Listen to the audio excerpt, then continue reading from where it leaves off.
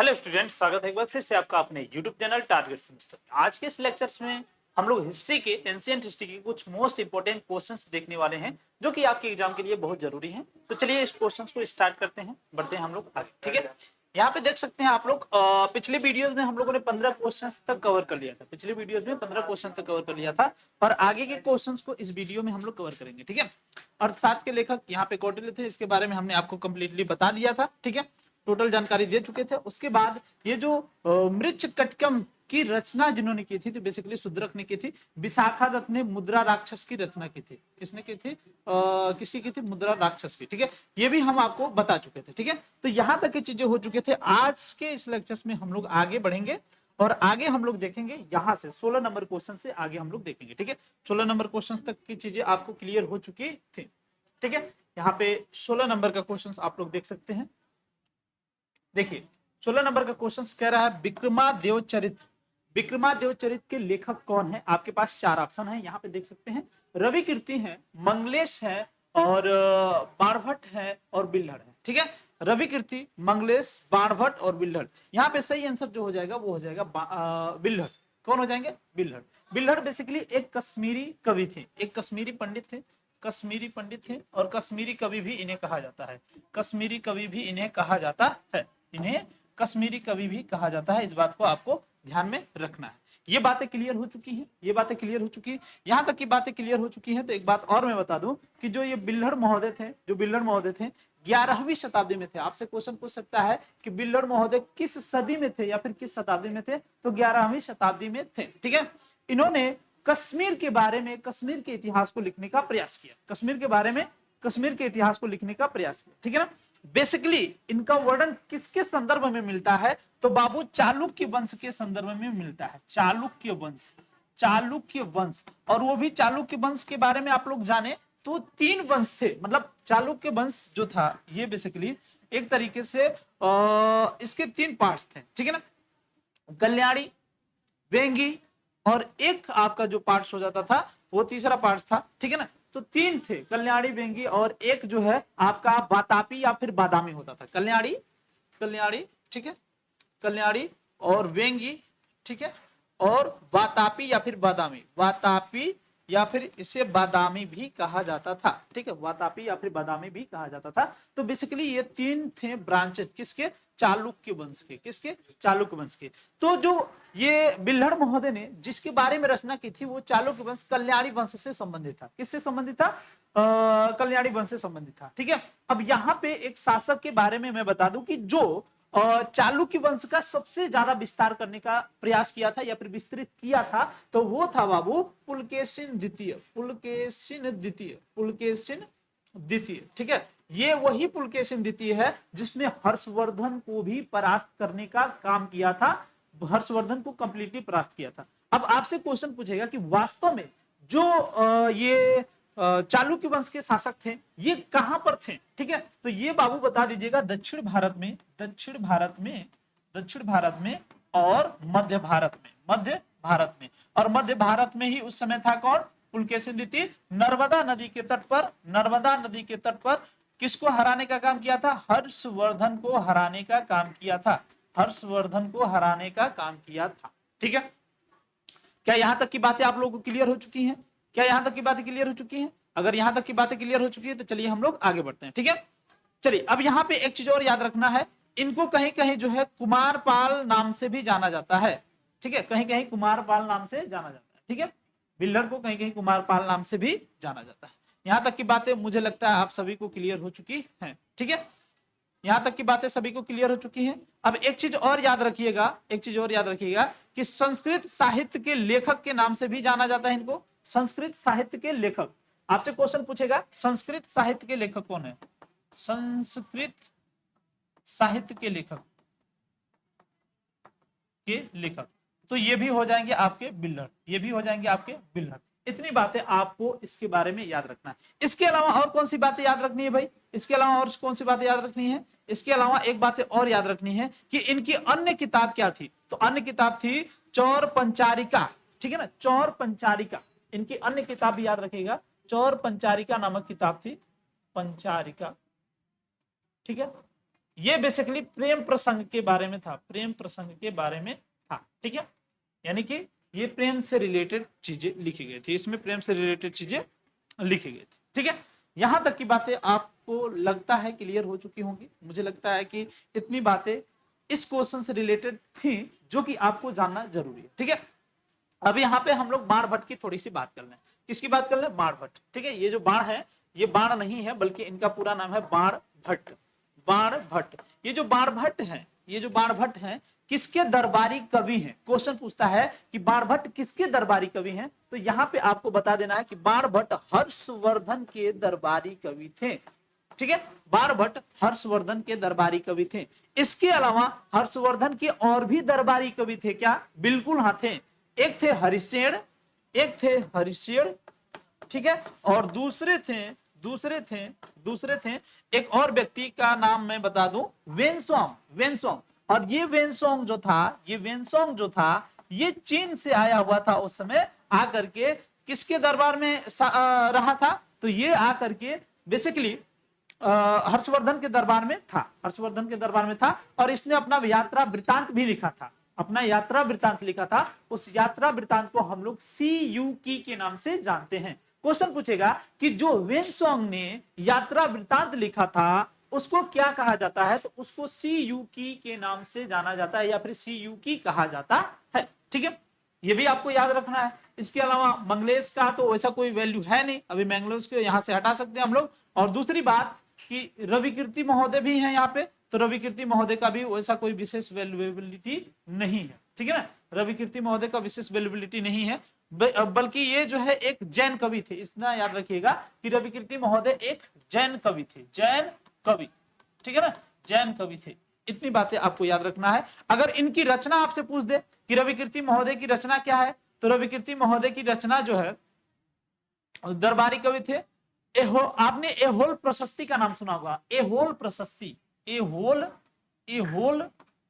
का नाम सुना होगा, एहोल प्रशस्ति बेसिकली ये संबंधित थी किससे?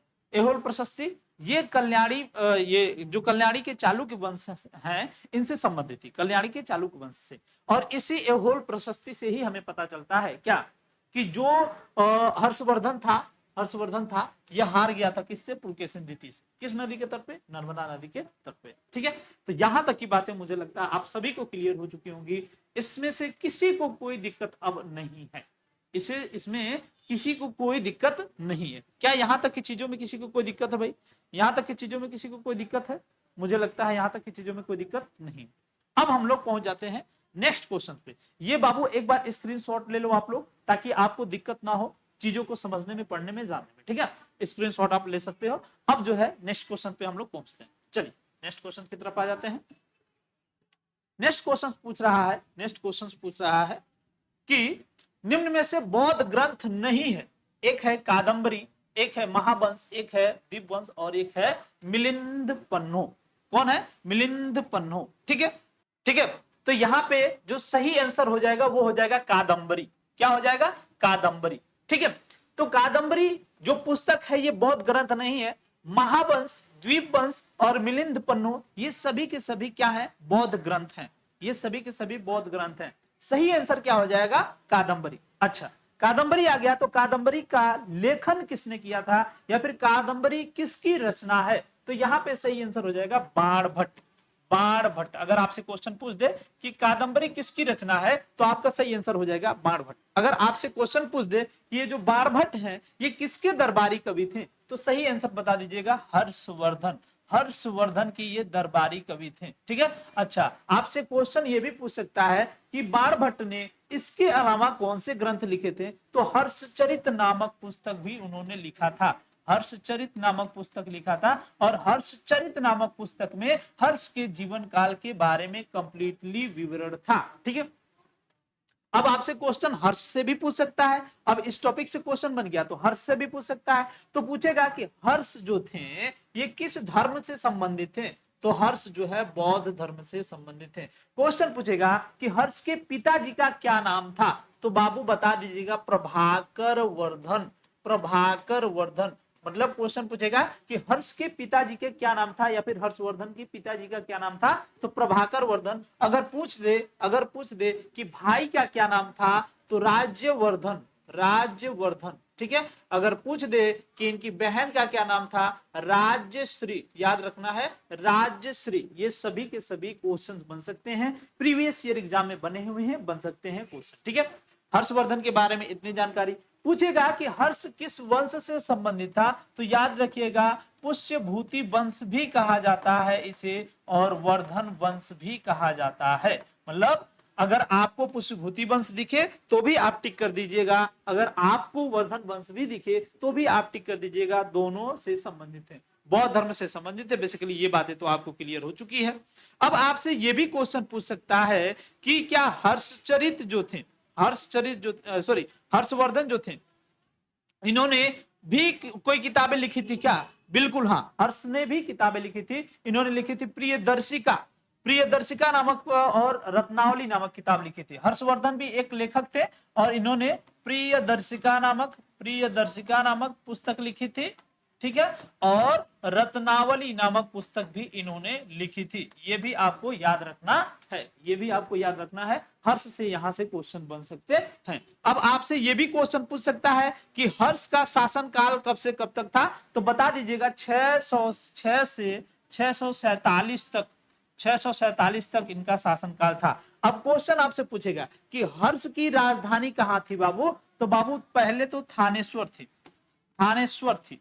थानेश्वर से इन्होंने राजधानी अपनी ट्रांसफर कर दी, कहां पे? कन्नौज में।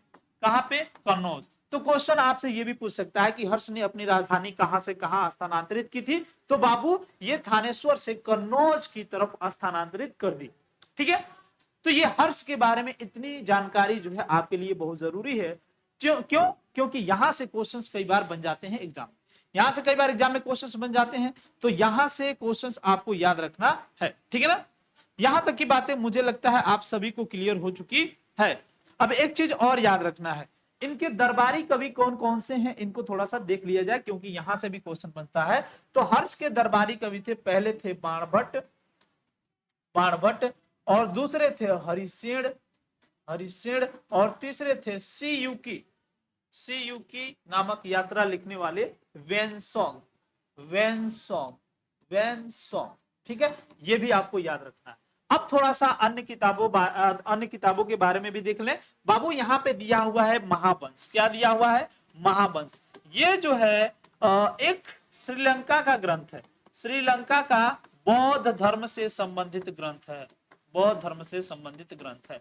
इसमें जो है युद्ध का वर्णन देखने को मिला है, युद्ध का वर्णन, और साथ ही साथ किस तरीके से विस्तृत हुआ है बौद्ध धर्म, इसके बारे में भी जानकारी इसमें दी गई है। उसके बाद बात कर लें बाबू दीपवंश के बारे में। किसके बारे में बात कर लें?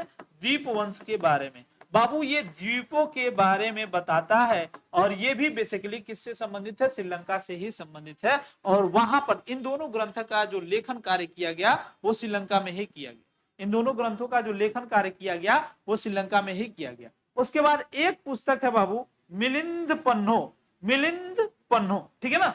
तो मिलिंद पन्नो की जो जानकारी मिलती है ये किससे मिलती है भाई?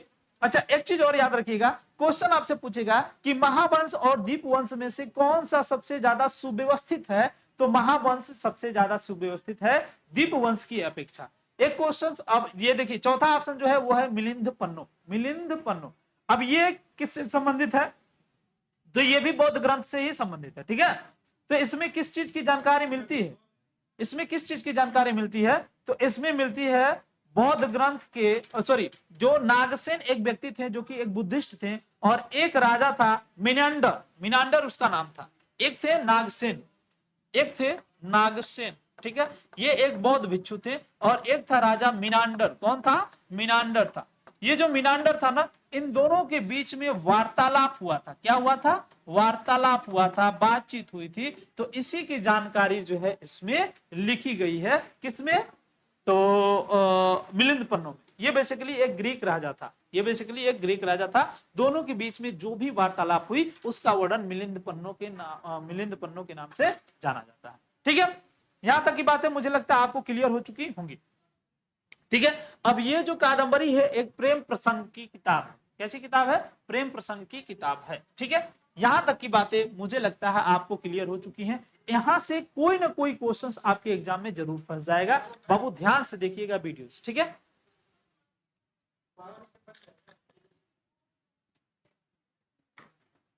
अब चलो नेक्स्ट क्वेश्चन की तरफ बढ़ते हैं। स्क्रीनशॉट एक बार ले लो, नेक्स्ट क्वेश्चन की तरफ बढ़ जाता है। ठीक है, चलिए अब यहां पे क्वेश्चन देखिए, यहां पे क्वेश्चन देखिए। क्वेश्चन कह रहा है किसने कहा है भौगोलिक पर्यावरण में वे समस्त दशाएं सम्मिलित हैं जो मनुष्य को प्रदान की जाती हैं। भौगोलिक पर्यावरण में वो समस्त दशाएं क्या है? सम्मिलित हैं जो प्रकृति मनुष्य को प्रदान करती है। क्या शेरोनिक महोदय ने कहा है, क्या वार्ड महोदय ने, जॉनसन महोदय, या फिर मैकावर और पेज? तो यहाँ पे मैकावर और पेज ने इस बात को कही है। मैकावर और पेज को पेज ने इस बात को कही है। ठीक है, अब इसमें कोई वैसी जानकारी बताने लायक है नहीं। ठीक है, तो इसको छोड़ देते हैं क्योंकि ये क्वेश्चन उतना ज्यादा वैल्यूएबल नहीं। अब आगे जो है बढ़ जाते हैं नेक्स्ट क्वेश्चन की तरफ। ठीक है, आगे बढ़ते हैं। चलिए आगे देखते हैं। नेक्स्ट क्वेश्चन से आगम कहे जाते हैं।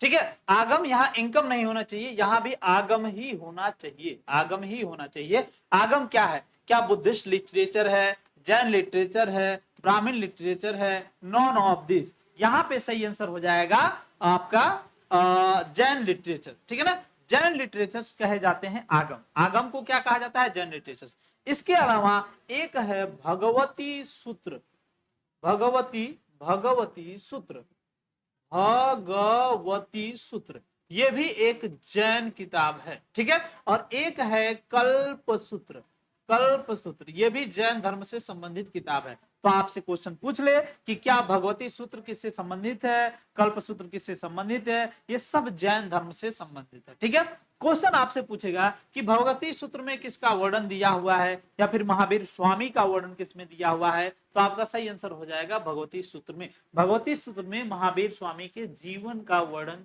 मिलता है। ठीक है, अच्छा, ये तो हो गया आपका भगवती सूत्र। अब जैन धर्म है, जैन धर्म के बारे में भी हम लोग को जानना बहुत जरूरी है। देखिए एक कल्प सूत्र है, इसमें 16 महाजनपदों के बारे में जानकारी देखने को मिलती है। ठीक है, ठीक है। अब आपसे पूछेगा कि आगम जो पुस्तक है इसकी भाषा क्या थी? तो अर्धमागही भाषा थी। क्या होगी?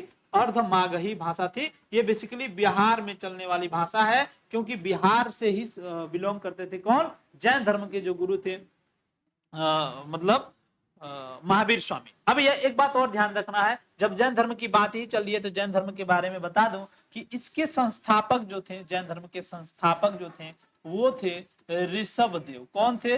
ऋषभ देव। ठीक है, इनको बेसिकली आदिनाथ भी कहा जाता था, आदिनाथ। क्वेश्चन आपसे पूछेगा कि ऋषभ देव जी का दूसरा नाम क्या है? तो आदिनाथ। क्या हो जाएगा? आदिनाथ। इनका प्रतीक चिन्ह वृषभ है, वृषभ यानी कि बैल है। क्या है? बैल है। और ये भगवान माने जाते हैं, प्रथम भगवान माने जाते हैं जैन धर्म के। ठीक है, आपसे क्वेश्चन पूछेगा अंतिम कौन है? अंतिम जो जैन भिक्षु हैं और जिन्होंने जैन धर्म को बहुत ज्यादा प्रसारित करने का काम किया और वास्तविक संस्थापक वो कहलाए, तो वो थे महावीर स्वामी। महावीर स्वामी। ठीक है, महावीर स्वामी। इनका जन्म भी बिहार में हुआ था, बेसिकली कुंडग्राम में। और ये जो है लिच्छवी वंश से संबंधित थे। इनकी माता लिच्छवी वंश से संबंधित थी। इनकी माता का नाम त्रिशला था और पिताजी का नाम सिद्धार्थ था। ये भी आपको याद रखना है कि इनके माता जी का नाम त्रिशला और पिताजी का नाम सिद्धार्थ था। ठीक है, अच्छा, एक बात और याद रखिएगा, महावीर स्वामी का जो प्रतीक चिन्ह है, ये 24वें गुरु थे और इनका प्रतीक चिन्ह जो है वो हो जाएगा आपका सिंह, यानी कि शेर हो जाएगा। क्वेश्चन पूछेगा कि जो मतलब 5 सत्य हैं, 5 सत्य हैं, जैसे अहिंसा, सत्य, मतलब अस्त्य, कई प्रकार की चीजें हैं, तो उसमें से किस चीज को इसने जोड़ने का काम किया था महावीर स्वामी ने? तो ब्रह्मचर्य को इन्होंने जोड़ने का काम किया था। ब्रह्मचर्य को इन्होंने जोड़ने का काम किया था। इसके अलावा त्रिरत्न है, सम्यक दर्शन, सम्यक, ऐसे करके है तीनों, अभी बताएंगे आगे करके डिटेल। ठीक है, अभी यहाँ पे पूरा डिटेल नहीं बताना है, इनसे रिलेटेड जो कुछ भी बातें हैं वो बता देते हैं। जब इनके बारे में स्पेशली पढ़ाएंगे तो पूरा डिटेल बताएंगे। ठीक है, अब यहाँ पे ये तो हो गया भाई, ये तो हो गया। ठीक है, अब यहाँ पे एक आध चीज और याद रखना है आपको। जैन धर्म से संबंधित चीजों को तो हमने देख लिया। ठीक है। अब बौद्ध धर्म से संबंधित चीजों को देखना है तो भाई बौद्ध साहित्य कौन कौन से हैं, तो याद रखिएगा जातक, जातक, ठीक है, त्रिपिटक, त्रिपिटक, ठीक है, और इसके अलावा दीपवंश, महावंश, मिलिंद पन्नु, और भी बहुत ग्रंथ है, बुद्ध चरित, ये सब भी ग्रंथ है, बुद्ध चरित भी है, बुद्ध चरित, बुद्ध चरित, ठीक है, बुद्ध चरित, क्लियर है। इसमें से सबसे इंपॉर्टेंट और पवित्र जो माना जाता है वो त्रिपिटक माना जाता है। त्रिपिटक, 3 पिटक थे इसमें, कितने पिटक थे, 3 पिटक। कौन कौन से पिटक थे बाबू, ये भी हम बताते चल रहे हैं अभी, ठीक है। पहला था विनय पिटक, विनय पिटक, दूसरा सुत्त पिटक, तीसरा अभिधम्म पिटक, अभिधम्म पिटक, ठीक है, अभिधम्म पिटक। अब तीनों से क्वेश्चंस बनता है, तीनों से क्वेश्चन बनता है कि विनय पिटक में क्या वर्णन है, तो विनय पिटक में नियम कानून का वर्णन है जो बौद्ध धर्म में फॉलो किए जाते हैं। सुत्त पिटक में क्या वर्णन है, तो सुत्त पिटक में जो उपदेश दिए थे, उपदेश दिए थे महात्मा बुद्ध, उनका वर्णन है। अभिधम्म पिटक में क्या वर्णन है, तो बाबू दार्शनिक चीजों का वर्णन इसमें देखने को मिलता है। ये जो है इंपॉर्टेंट पॉइंट है जो कि आपको याद रखना है, जहां से आपके एग्जाम में क्वेश्चंस बन जाते हैं, ठीक है। जातक, जातक क्वेश्चन पूछेगा आपसे कि जातक में किस चीज का वर्णन है, तो महात्मा बुद्ध की पूर्व जन्म की कहानी का वर्णन देखने को मिल जाता है। बुद्ध चरित में बुद्ध के जीवन की जो वास्तविक जीवन थी इसकी कहानी का वर्णन मिल जाता है। और उसके बाद जो है बुद्ध चरित किसने लिखा था, यह भी क्वेश्चन पूछ सकता है, तो बुद्ध चरित बेसिकली अशोक घोष ने लिखा था, यह भी याद रखना है, अशोक घोष ने लिखा था, यह भी याद रखना है, ठीक है। अब आपसे पूछेगा कि इसकी भाषा क्या है, इन सभी की भाषा क्या है, तो इन सभी की भाषा है पाली भाषा। कौन सी भाषा है, पाली भाषा। जैसे आगम की भाषा अर्धमागही है ना, और इसकी भाषा क्या है, पाली है, क्या है, पाली है। यह भी आपको याद रखना है, ठीक है। यहां तक की बातें मुझे लगता है सभी लोगों को क्लियर हो चुकी हैं। अब इसमें कुछ वैसा है नहीं, मिलिंद पन्नों के बारे में बता दिए हैं। एक और किताब याद रखिएगा, विशुद्धि मागमा, विशुद्धि मागमा, विशुद्धि मागमा, ठीक है। ये जो है बुद्ध घोष के द्वारा लिखा गया था, बुद्ध घोष के द्वारा। ये भी एक प्रमुख जो है बुद्धिस्ट भिक्षु थे, बुद्धिस्ट भिक्षु थे। इसके अलावा कुछ और बातें इसमें नहीं लग रही है बताने के लिए, और भी इंपॉर्टेंट पॉइंट नहीं दिख रहे हैं, ठीक है, क्लियर है। अब एक चीज और याद रखना है, 12 अंग 12 उपांग, ये सब आपको बहुत डीपली जाएंगे तब मिलेगा। कितने अंग है, कितने उपांग है, तो 12 अंग है जैन धर्म में, 12 उपांग है, 10 प्रकीर्ण है, 4 शुल्व सूत्र है, और भी बहुत चीजें हैं, ठीक है। वो जब बहुत डीपली जाकर के उसको पढ़ेंगे तब जाकर के हमें क्लियर होगा, ठीक है। यहां तक की बातें मुझे लगता है अब किसी को कोई दिक्कत नहीं करने वाली है। अब ये मिलिंद पन्नो भी इसकी किताब है, तो मिलिंद पन्नो के बारे में पिछले क्वेश्चन में ही हमने चर्चा कर दिया है। अब यहाँ पे कोई वैसी दिक्कतें नहीं आने वाली, ठीक है। हाँ, अब आ जाते हैं हम लोग तीसरे ऑप्शन पे। तीसरा ऑप्शन है ब्राह्मण धर्म, ठीक है, या फिर ब्राह्मण साहित्य। तो ब्राह्मण साहित्य के अंतर्गत क्या आ जाता है भाई, इसके अंतर्गत वेद आ जाता है जो कि सबसे प्राचीन माना जाता है, सबसे प्राचीन यही है। इसके अलावा आपका और भी कई ग्रंथ आ जाते हैं, इसमें आप महाभारत भी देख सकते हैं, महाभारत भी देख सकते हैं, रामायण भी देख सकते हैं, ठीक है, रामायण भी देख सकते हैं, उपनिषद भी देख सकते हैं, उपनिषद भी, पुराण भी, ठीक है, पुराण भी आप देख सकते हैं, ठीक है ना। तो ये सब जो है एक तरीके से ब्राह्मण धर्म से संबंधित या फिर ब्राह्मण साहित्य से संबंधित, ठीक है। यहां तक की बातें मुझे लगता है आपको कंप्लीटली पता चल चुकी हैं। एक बार स्क्रीनशॉट ले लो, फिर आगे बढ़ो, क्योंकि अब इसमें कुछ ऐसा बताने लायक नहीं, ठीक है। चलिए नेक्स्ट क्वेश्चन की तरफ बढ़ जाते हैं। नेक्स्ट क्वेश्चन देखिए बाबू, नेक्स्ट क्वेश्चन देखिए बाबू, नेक्स्ट क्वेश्चन क्या है, निम्न में से कौन सा बौद्ध पवित्र स्थल निरंजना नदी पर स्थित है, ठीक है। Which of the following Buddhist holy place was situated on the Niranjana river, Niranjana river. तो यहाँ पे सही आंसर क्या हो जाएगा, यहाँ पे सही आंसर हो जाएगा आपका बोध गया, ठीक है, क्या हो जाएगा, बोध गया, ओके। चलिए ओके, यहाँ पे हो जाएगा बोध गया।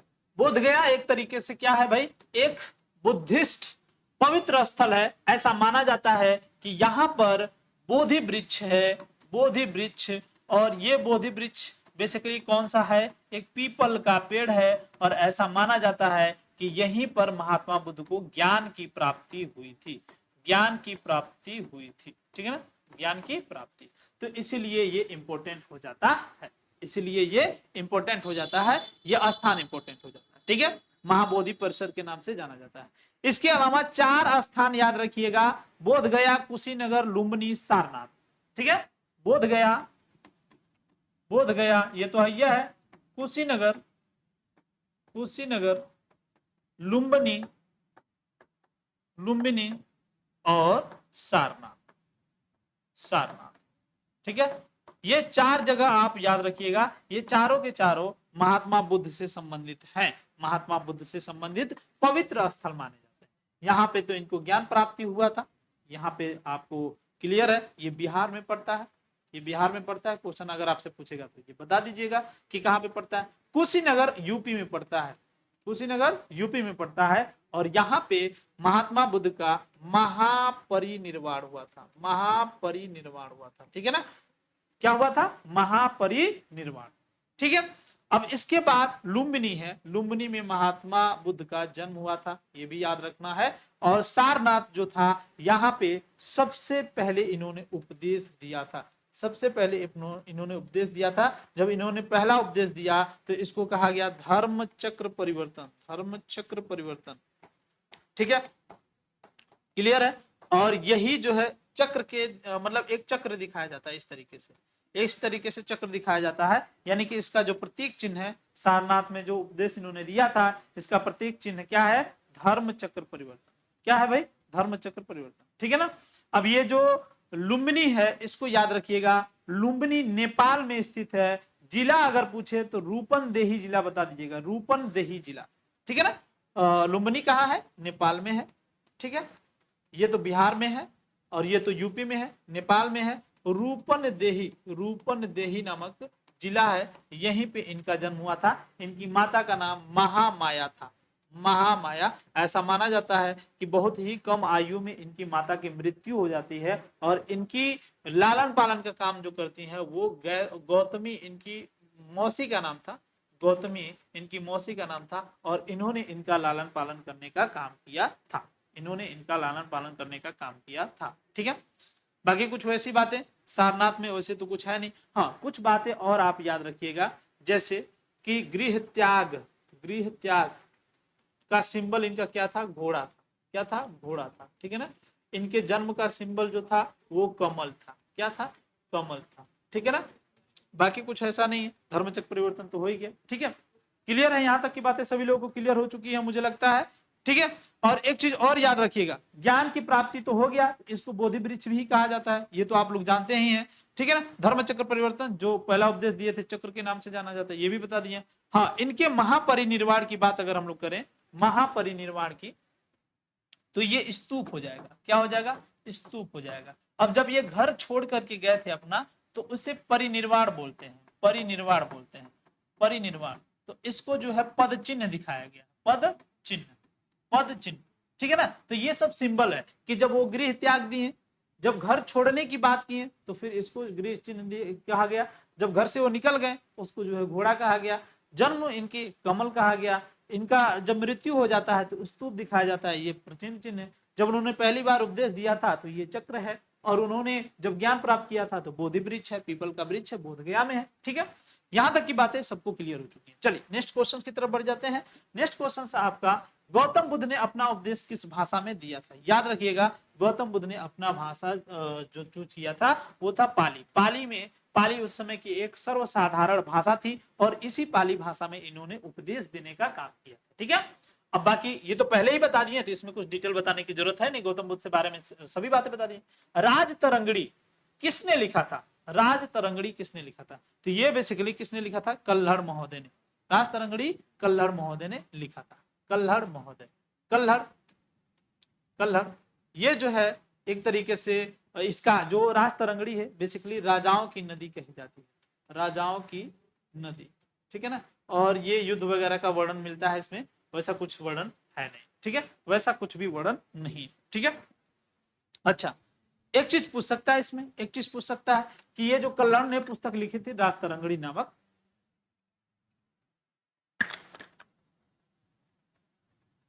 ये कितने चैप्टर में लिखे थे। तो ये जो है 8 तरंग बोले जाते हैं, और ये जो वर्णन मिलता है ये बेसिकली कश्मीरी थे, कश्मीरी थे ये भी, ठीक है ना।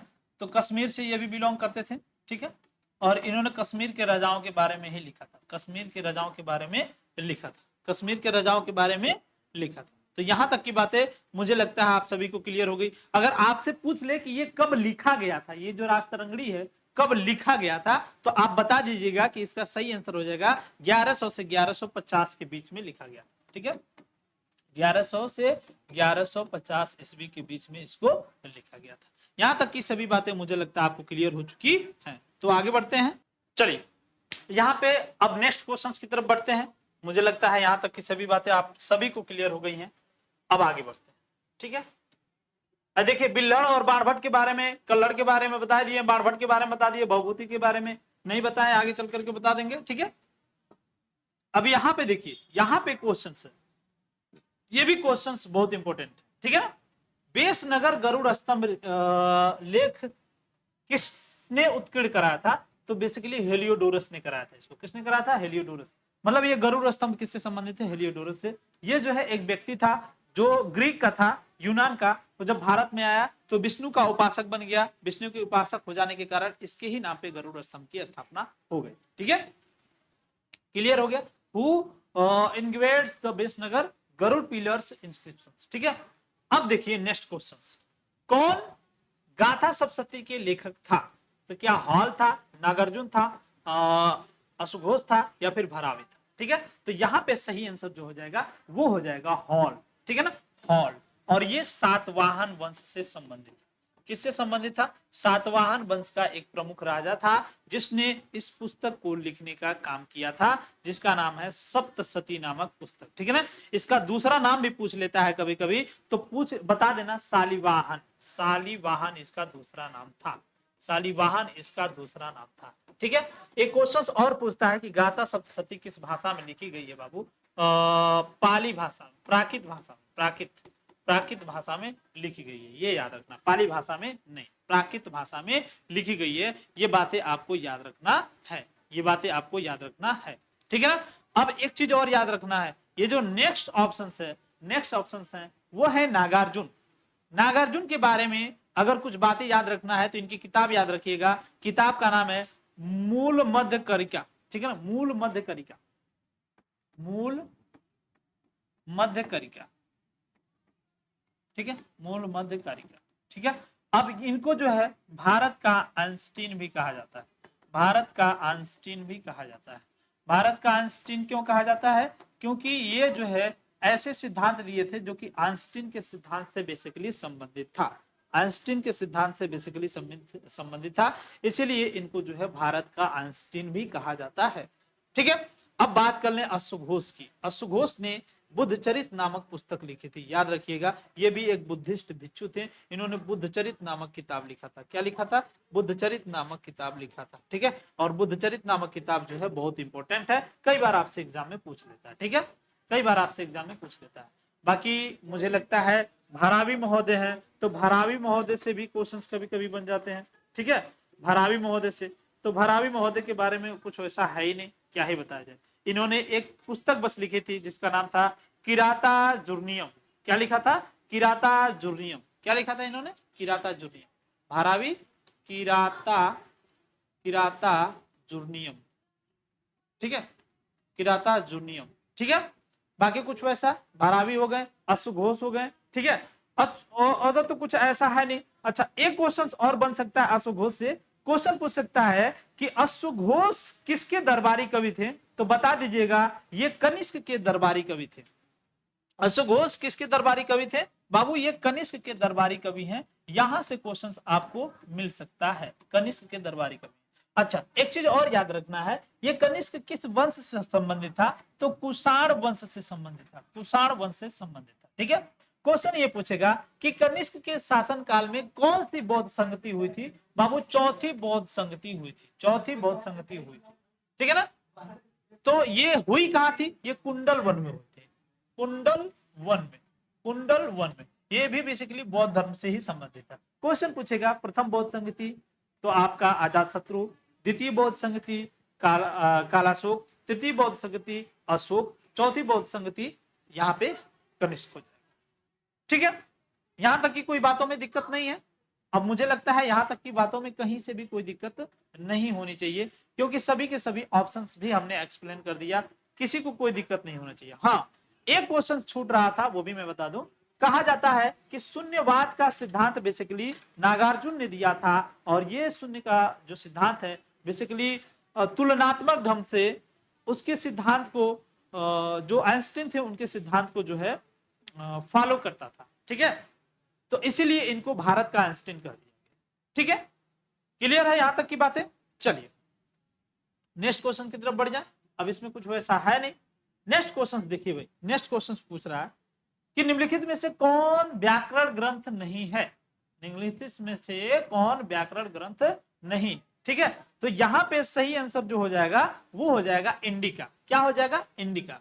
ठीक है ना, इंडिका ये जो है व्याकरण ग्रंथ नहीं। ठीक है, अब बात करें महाभाष्य की, तो महाभाष्य बेसिकली कोई भी ग्रंथ होता है तो उसके बारे में लिखा जाता है, वो महाभाष्य कहलाता है। ठीक है, अष्टाध्यायी, अष्टाध्यायी पाणिनि ने लिखा है अष्टाध्यायी, पाणिनि ने लिखा है अष्टाध्यायी। ठीक है, और ये जो है संस्कृत के जनक भी बोले जाते हैं, संस्कृत के जनक भी बोले जाते हैं, संस्कृत के जनक। और पहली बार इन्होंने ही इस पुस्तक को लिखने का काम किया था, जो प्रथम व्याकरण पुस्तक थी। चंद्र व्याकरण चंद्रनेमी ने लिखा था, चंद्रनेमी या फिर चंद्रधरा भी इन्हें, चंद्रनेमी और चंद्रधरा भी इन्हें बोला जाता है, चंद्रनेमिका और चंद्रधरा। ठीक है, ये बेसिकली दक्षिण भारत से संबंधित है। चंद्र व्याकरण बेसिकली दक्षिण भारत से संबंधित है। चंद्रधरा नामक व्यक्ति ने इनको लिखने का काम किया था, ये भी व्याकरण से संबंधित है, ये भी व्याकरण से संबंधित है। इसी को क्या किया था? एक्सप्लेन करने का काम किया गया था, इसी को एक्सप्लेन करने का काम किया गया था। ओके, चलिए तो यहां तक की चीजें हो गई। अब याद रखिएगा इंडिका नामक जो यहाँ पे ऑप्शंस है, ये जो है याद रखना है कि ये इंडिका नामक ऑप्शंस ये एक ऐतिहासिक किताब। क्या है? ऐतिहासिक किताब। ठीक है, ये किसने लिखा था? ये लिखा था मेगास्थनीज ने। किसने लिखा था? मेगास्थनीज ने। आपसे क्वेश्चन पूछेगा कि भारतीय इतिहास के जनक कौन है, तो मेगास्थनीज है। भारतीय इतिहास के जनक, भारतीय इतिहास के जनक, भारतीय इतिहास के जनक ये कौन है? मेगास्थनीज। कौन है? मेगास्थनीज। मेगास्थनीज किसके दरबारी कवि था? ऐसे क्वेश्चन पूछेगा। ये दरबारी कवि नहीं था, बल्कि ये दरबार में आया हुआ था, एक राजदूत था, राजदूत था। किसने भेजा था इसको? तो इसको सेल्यूकस निकेटर ने भेजा था। किसको? किसने भेजा था? Seleucus Nicator, Seleucus Nicator, Nicator. ये बेसिकली यूनान का एक सेनापति था। किसका सेनापति था ये था बाबू सिकंदर का सेनापति। ये था सिकंदर का सेनापति। विश्व विजेता सिकंदर के बारे में नाम सुना होगा, उसी का ये सेनापति था। कौन? Seleucus Nicator. इसने अपना एक राजदूत भेजा था मेगास्थनीज। कहां भेजा था? तो भारत में भेजा था। किसके शासन में भेजा था? तो याद रखिएगा मौर्य वंश के शासन में भेजा था। ठीक है, मौर्य वंश में। मौर्य वंश में उस समय शासन किसका था जब ये आया था? तो बाबू चंद्रगुप्त का शासन था, चंद्रगुप्त मौर्य का शासन काल था, चंद्रगुप्त मौर्य का शासन काल था। चंद्रगुप्त मौर्य जो है एक प्रतापी राजा था, बहुत बड़का तगड़ा वाला राजा था। ठीक है ना, और इसने इसकी ही पुत्री से शादी कर ली थी। इसी के शासन में आया था कौन? मेगास्थनीज। ठीक है ना, अब ये बातें आपने जान ली। ये एक ऐतिहासिक किताब है। भारतीय इतिहास के जनक कौन माने जाते हैं? तो ये मेगास्थनीज माने जाते हैं। और अगर आपसे इतिहास के जनक पूछ लें, इतिहास के जनक कौन है? तो इतिहास के जनक बेसिकली माने जाते हैं हेरोडोटस। उन्होंने हिस्टोरिका नामक पुस्तक लिखी थी, तो इतिहास के जनक वो माने जाते हैं। भारतीय इतिहास के जनक ये मौर्य काल के शासन प्रशासन के बारे में बेहतरीन व्यवस्था दिखाने का काम में मेगास्थनीज ने किया, इसीलिए इनको जो है उस समय का इतिहास का पिता माने जाने लगा, आज भी माना जाता है। ठीक है, अच्छा अब थोड़ा सा चंद्रगुप्त मौर्य के बारे में जानकारी कर लेते हैं, क्योंकि चंद्रगुप्त मौर्य महोदय यहाँ आ गए तो इनको भी देख लेते हैं। ये एक शासक थे जिन्होंने नंद वंश को समाप्त करके भारत पर शासन करने का काम किया, भारत पर शासन करने का काम किया। कहां पे? मगध में। मगध में। क्वेश्चन पूछता है आपसे कि मगध में कितने वंशों ने शासन किया? मगध पर कितने वंशों ने मुख्य रूप से शासन करने का काम किया? सबसे पहला था हर्यक वंश। कौन था? हर्यक वंश, ठीक है ना, हर्यक वंश। दूसरा शिशुनाग वंश, शिशुनाग वंश, ठीक है ना। तीसरा नंद वंश और चौथा मौर्य वंश। ये चार वंश ने बेसिकली मगध पर बहुत ही बड़े स्तर पर शासन करने का काम किया था, ठीक है, ये बात आपको याद रखना है। अब देखिए, मौर्य वंश की स्थापना बेसिकली चंद्रगुप्त मौर्य ने की थी। किसकी सहायता से की थी? तो कौटिल्य की सहायता से की थी, या फिर हम ये कह सकते हैं चाणक्य की सहायता से की थी, या फिर हम इनको विष्णुगुप्त के नाम से भी जानते हैं, ठीक है, तो विष्णुगुप्त भी हम लोग कह सकते हैं। विष्णुगुप्त इनके बचपन का नाम था। क्वेश्चन पूछेगा कि चाणक्य के बचपन का नाम, कौटिल्य के बचपन का नाम क्या था? तो विष्णुगुप्त था। इन्होंने एक पुस्तक लिखी थी जिसका नाम था अर्थशास्त्र, अर्थशास्त्र। लेकिन याद रखिएगा, इसके धर्म से क्वेश्चन पूछता है कि ये किस धर्म को फॉलो करता था? चंद्रगुप्त मौर्य। तो चंद्रगुप्त मौर्य बेसिकली जैन धर्म को फॉलो करता था। किसको? जैन धर्म को फॉलो करता है। अच्छा, ये पता कैसे चलता है? ये पता ऐसे चलता है कि ये जो है संलेखना विधि द्वारा अपने शरीर को त्याग दिया था। इसे संथारा विधि भी बोलते हैं। बेसिकली भूखा प्यासा रहना और शरीर को त्याग देना ये कहलाता है।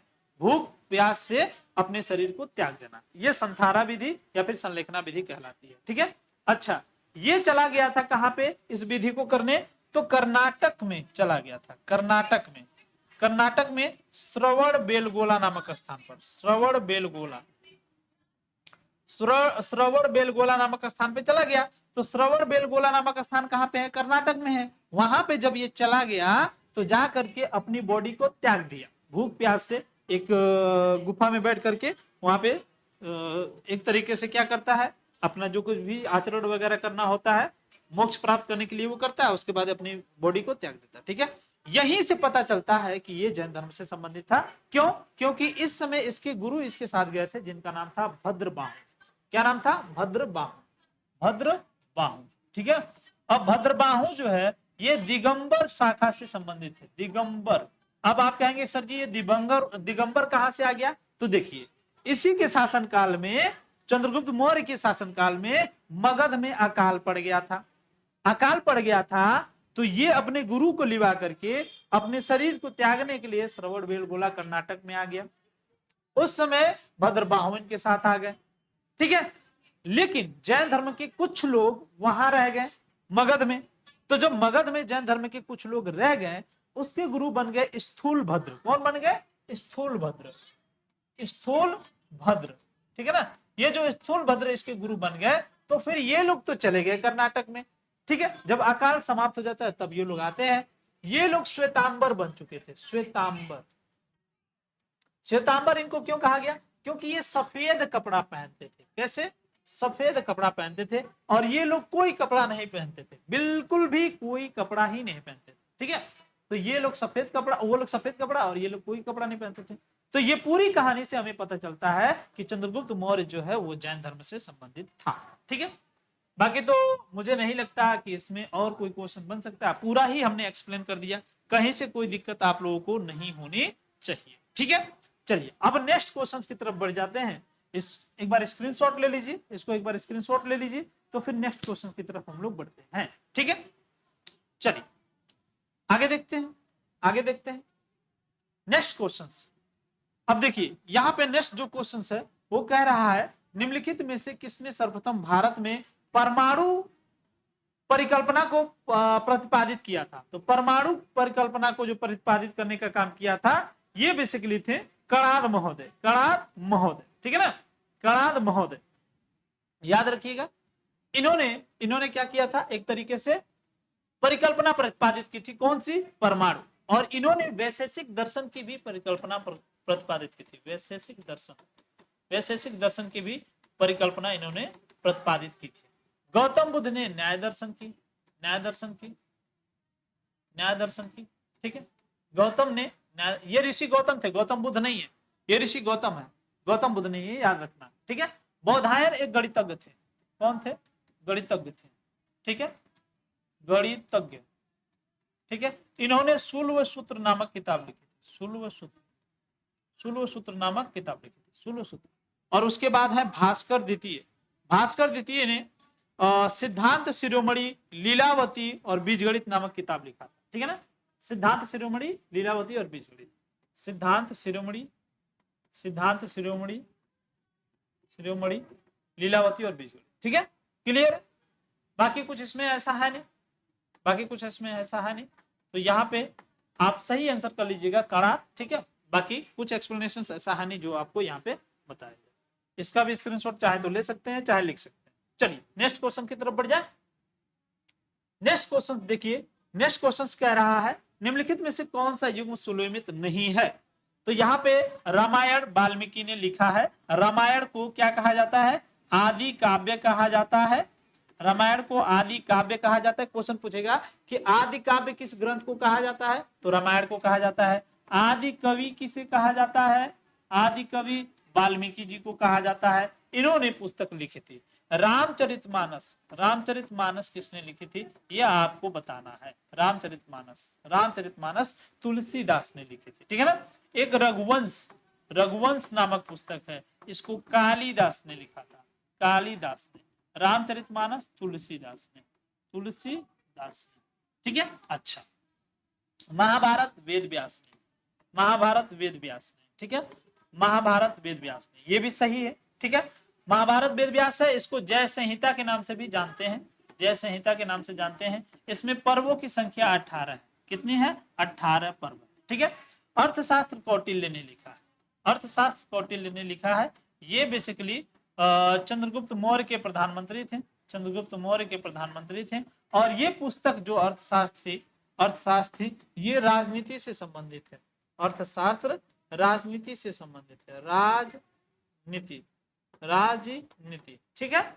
अब अष्टाध्यायी बेसिकली किसने लिखा था, पाणिनि ने लिखा था। किसने लिखा था, पाणिनि ने। अश्वघोष ने क्या लिखा था, बुद्धचरित लिखा था। तो क्वेश्चंस के अकॉर्डिंग सही आंसर ये है, क्योंकि नहीं पूछा था, ठीक है। अष्टाध्यायी पाणिनि ने लिखा है, ठीक है, और बुद्धचरित अश्वघोष ने लिखा, ठीक है। सब कुछ सही हो गया भाई, सब कुछ सही हो गया। चलिए नेक्स्ट क्वेश्चन की तरफ बढ़ जाए। देखिए, बौद्ध संघ के आचरण के नियमों का संग्रह, तो ये बता दिए बहुत पहले ही आंसर बता दिए इसका। तो यहाँ पे सही आंसर हो जाएगा आचरण। विनय पिटक में आचरण, सुत्त पिटक में उपदेश मिलते हैं जो महात्मा बुद्ध ने दिए हैं। धम्म पिटक में एक मिलता है, दर्शन की चीजें मिलती हैं, अब ये अंगुत्तर निकाय जो है सुत्त पिटक का ही एक भाग है, अंगुत्तर निकाय सुत्त पिटक का एक भाग है। और इसमें 16 महाजनपदों की जानकारी मिलती है, 16 महाजनपद के बारे में जानकारी मिलती है, ठीक है। अब देखिए, जातक कथाएं किस धर्म से संबंधित है, बौद्ध धर्म से संबंधित, ठीक है। जातक है, त्रिपिटक है, मिलिंद पन्नो है, दीपवंश है, महावंश है, बुद्ध चरित है। ये सब किताबें बौद्ध धर्म से, ठीक है। जैन धर्म से आगम, कल्प सूत्र, भगवती सूत्र, ये सब याद रखिएगा, ठीक है, ये सब याद रखिएगा। बाकी कुछ है नहीं। मुद्रा राक्षस के लेखक कौन है, मुद्रा राक्षस के लेखक विशाखा दत्त है। कौन है भाई, विशाखा दत्त, ठीक है। तो आज के लेक्चर्स को हम लोग यहीं पे समाप्त करते हैं, ठीक है। 30 क्वेश्चन हमने कर लिया है। नेक्स्ट क्वेश्चन में हम लोग फिर से 30 क्वेश्चन को कवर करेंगे। बाकी मिलते हैं नेक्स्ट क्लास में, तब तक के लिए टाटा बाय बाय।